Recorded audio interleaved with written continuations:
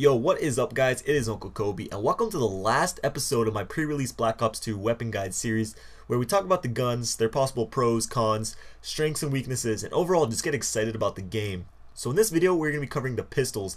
Now in Black Ops 2, remember, you have the option to not equip a pistol or even a secondary in general, and we haven't seen much pistol gameplay at all really, and I would not be surprised if a lot of people just end up skipping out on it and have an extra attachment on their primary or use a wild card and stuff like that.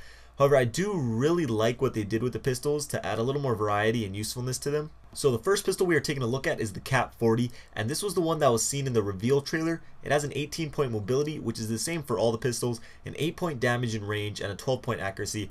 So stats wise, it has the lowest damage and range and about an average accuracy, but what compensates for the low stats is that it's a fully automatic pistol, so you can just hold down that trigger and let the bullets pour out. It also doesn't have that bad of a recoil, but like I said, the bullets are very weak, so nothing overpowered or underpowered about this weapon, just overall a good gun. Next we have the TAC-45, and this thing is just your all-around good semi-automatic pistol. Has a 14-point damage, 12-point range, and a 14-point accuracy, so significantly better than the KAP 40. However, if you don't have a fast trigger finger, then obviously it won't be as effective for you, but if you can shoot fairly quickly, I highly recommend this pistol. It has a crazy good damage for being a semi-automatic.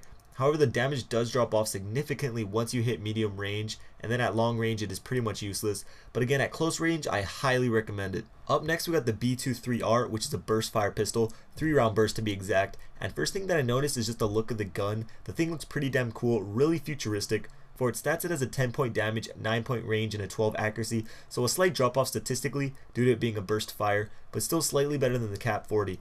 It's going to have some recoil, unlike the Rafka from MW2. However, the recoil will most likely be straight up and down, so pretty easy to control, and it's going to be most effective from medium ranges. Judging by its damage stat, I don't think you're going to be one bursting anyone, so that is a really good thing. Personally, I'm not into the burst pistols, but if you are, this gun looks pretty good. So next we have the Executioner, and this thing is one of a kind. First time I've seen anything like it in any Call of Duty game. It looks just like any old revolver, but this bad boy actually fires 28 gauge shotgun shells, and its stats reflect it. It has a 16-point damage, which is just as strong as any shotgun, but it does have a measly 2-point range, which I think is good because if you're going to be loading shotgun shells into a pistol, you better have to be right up next to me to kill me. And finishing up, it has an 8-point accuracy, so obviously the gun will be more effective in close quarters maps and will be extremely useful when finishing off hurt enemies, which is why it's named the Executioner. Last on our list we have the 5.7. Yes, it is returning to Black Ops 2.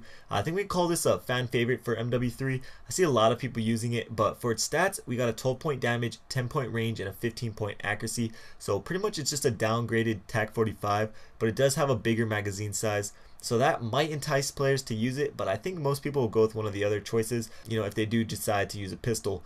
But just a couple things before I wrap up this video. One, I am really bummed they didn't bring back the Desert Eagle. It's one thing that they skipped out on the M16, but the Desert Eagle is just a classic. Even though I didn't use it at all in MW3, I still wish they brought it back. And lastly, I'm not sure if you remember the multiplayer reveal trailer. It has a clip with a guy using some kind of revolver, and that thing was called the Raging Judge.